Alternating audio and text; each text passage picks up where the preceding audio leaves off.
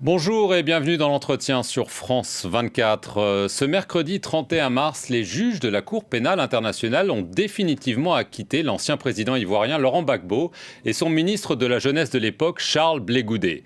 Ils étaient accusés de crimes contre l'humanité commis lors des violences post-électorales de 2010 et 2011 en Côte d'Ivoire. Ils avaient été acquittés en première instance en janvier 2019, puis placés en liberté conditionnelle. Le verdict en appel les blanchit donc et leur rend leur liberté complète. Charles Blé Goudé est avec nous depuis La Haye. Merci beaucoup, Monsieur Blé Goudé, de nous accorder cette interview exclusive, la première depuis ce verdict.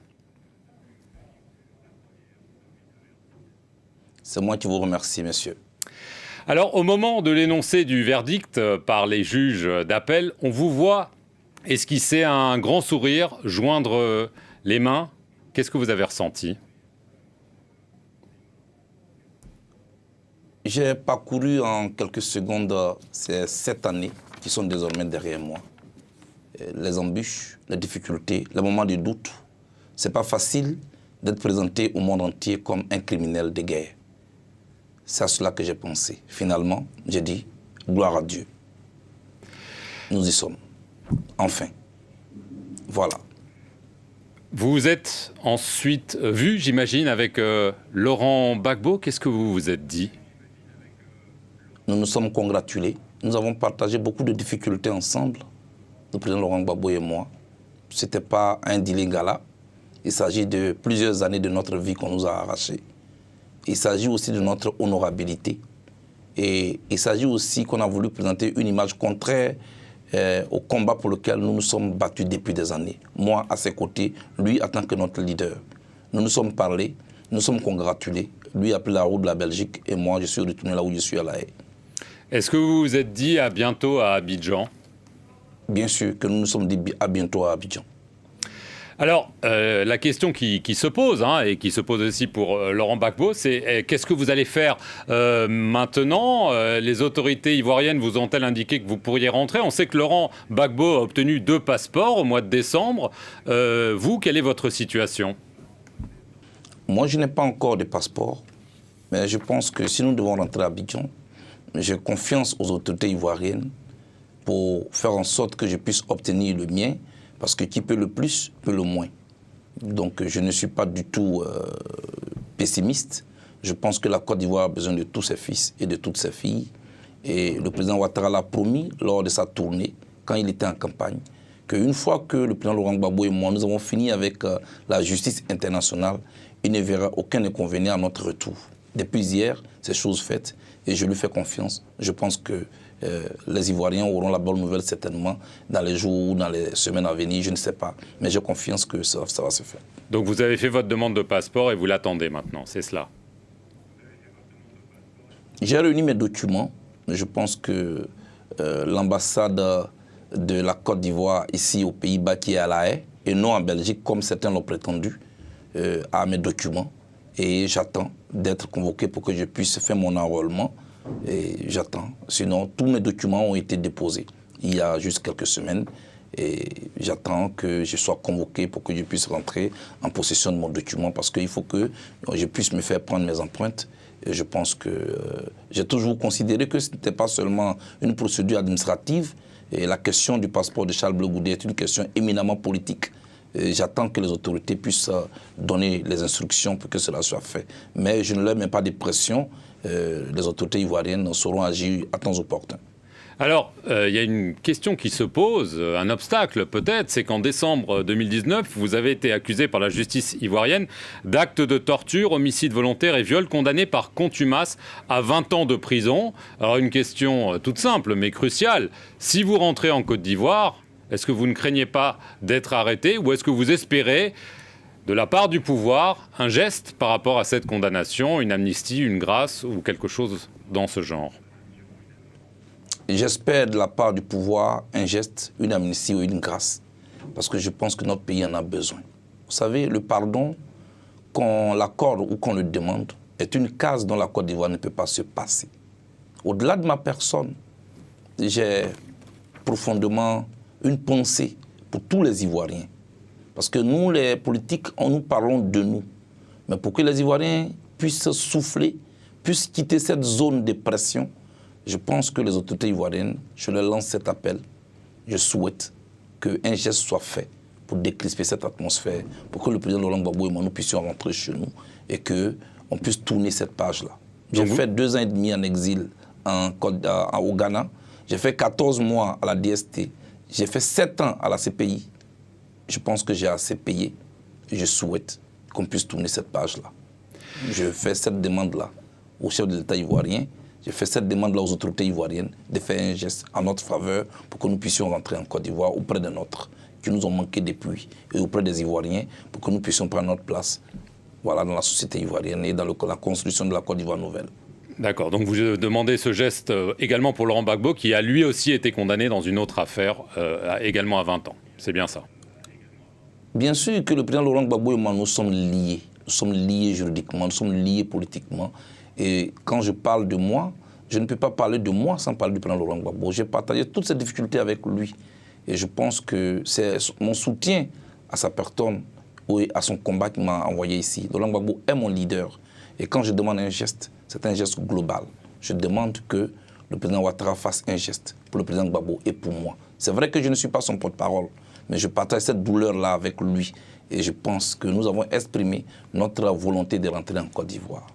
Alors jusqu'ici, vous n'aviez pas le droit de vous exprimer sur la procédure devant la Cour pénale internationale. Maintenant, vous êtes libre de le faire. Qu'est-ce que vous voulez dire à propos de cette procédure? Je pense que cette procédure a été longue, mais il fallait être patient. Le président Gbagbo et moi, nous avons été patients. Quand on ne se reproche rien, on n'a pas peur de la justice et on ne doit pas craindre la justice. Je le dis, un citoyen qui est suspecté d'avoir commis des crimes peut venir à la Cour pénale internationale, se soumettre à un procès et s'il est reconnu innocent, peut repartir chez lui. Depuis hier, la Cour pénale internationale, par sa chambre d'appel, a estimé que le président Gbagbo et moi, nous sommes innocents et que nous devons rentrer chez nous.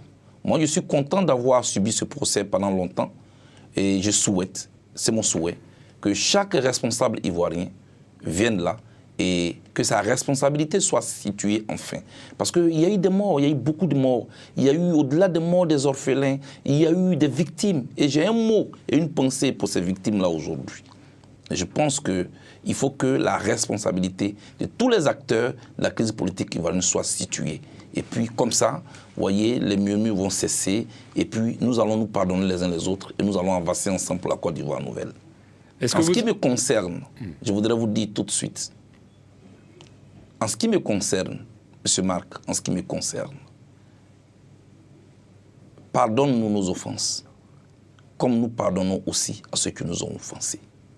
Que ce soit dans la Bible, dans la Torah ou dans le Coran, cette parole a un sens. Vous demandez pardon aux victimes? Je vais parler à la Côte d'Ivoire plurielle.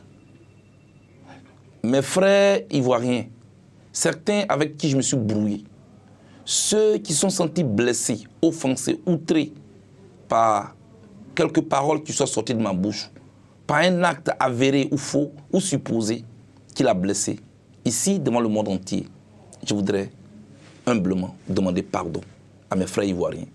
De l'autre partie, qui ne m'ont pas compris, avec qui je me suis brouillé, le temps est arrivé pour qu'on se donne la main. Parce qu'on ne peut pas continuer ainsi à nous accuser mutuellement, à vouloir écraser l'autre. Le résultat est connu, c'est la désolation. Je suis venu ici sur fond de crise, sur fond de conflit. Je voudrais repartir sur fond de rassemblement des Ivoiriens. Je veux qu'on rassemble les Ivoiriens de nouveau. Pardonnons-nous les uns les autres. Moi, je demande pardon, humblement. Pas forcément parce que j'ai fait quelque chose, mais il y en a pour qui Blé Goudé n'est pas forcément un ange. Ceux-là, on ne s'est pas compris. Je viendrai vers eux pour qu'on se parle, pour qu'on puisse s'expliquer, pour qu'on puisse comprendre enfin que nous avons une chose en commun, c'est la Côte d'Ivoire, qui a besoin qu'on puisse se construire. Moi, je veux repartir sur la base d'un rassemblement, qu'on tourne la page. Je demande humblement pardon. Je n'ai pas besoin d'attendre une élection avant de demander pardon. Ça n'aura aucun sens. Je suis encore ici à La Haye. Si je le faisais ce pardon pendant que j'étais en prison, on me dirait que c'est parce qu'il n'était pas dans les liens de la détention qu'il parle ainsi. Aujourd'hui, j'ai été acquitté totalement de toutes les charges contre moi. Je suis un homme libre. Et c'est un homme libre que je lance cet appel. Le pardon, qu'on le demande ou qu'on l'accorde, c'est une case dont on ne peut pas se passer. La Côte d'Ivoire a besoin de tous ses fils et de toutes ses filles. Je demande pardon humblement. je vais rentrer chez moi pour que je puisse contribuer au retour de la paix, au rassemblement des Ivoiriens. Je vous remercie. Est-ce que vous en voulez à Fatou Bensouda, à son prédécesseur Luis Moreno Ocampo, les procureurs en chef, de vous avoir poursuivi, vous, et de ne pas l'avoir fait, en tout cas jusqu'à l'heure actuelle, avec le camp adverse, malgré des promesses répétées? Non, pas du tout. Je n'en veux à personne. La procureure Fatou Bensouda a fait son travail. Elle a peut-être mal fait. Ce n'était pas à moi de le juger. Ma défense et moi, nous devions prouver que je ne suis pas l'auteur des crimes allégués contre moi. Ce qui a été fait et ce qui a été admis et par la Chambre de première instance et confirmé hier par la Chambre d'appel.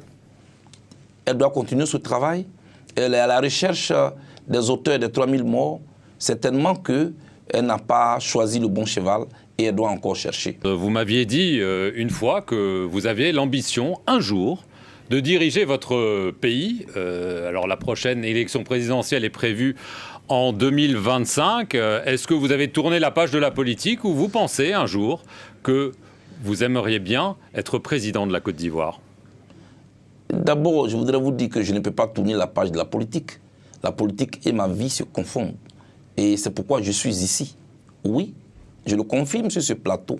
J'aimerais un jour diriger mon pays, la Côte d'Ivoire, pour que la politique se fasse autrement. C'est pourquoi je veux parler à la Côte d'Ivoire plurielle. Mais ici, point n'est besoin de parler aujourd'hui des candidatures présidentielles ou pas. Je dis, ayons le triomphe modeste, parce que la Côte d'Ivoire est en crise. La seule campagne que j'aimerais faire maintenant, c'est une campagne de paix. Je veux parler à tous les Ivoiriens. Je veux participer à apaiser les cœurs. C'est cela. Je voudrais ici remercier tous ceux qui m'ont soutenu.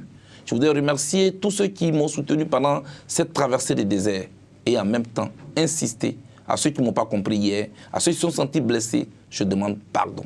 Je vais rentrer dans mon pays pour qu'ensemble, nous puissions parler de la Côte d'Ivoire. Je lance encore cet appel de pardon. Et en même temps, je sollicite un geste de la part des autorités ivoiriennes pour que nous puissions rentrer chez nous. Je vous remercie. Charles Blé Goudet, c'est moi qui vous remercie d'avoir accordé votre première interview après votre acquittement définitif, je le rappelle, par la Cour pénale internationale de La Haye. Merci à vous d'avoir regardé cet entretien sur nos antennes. Restez-y pour plus d'informations.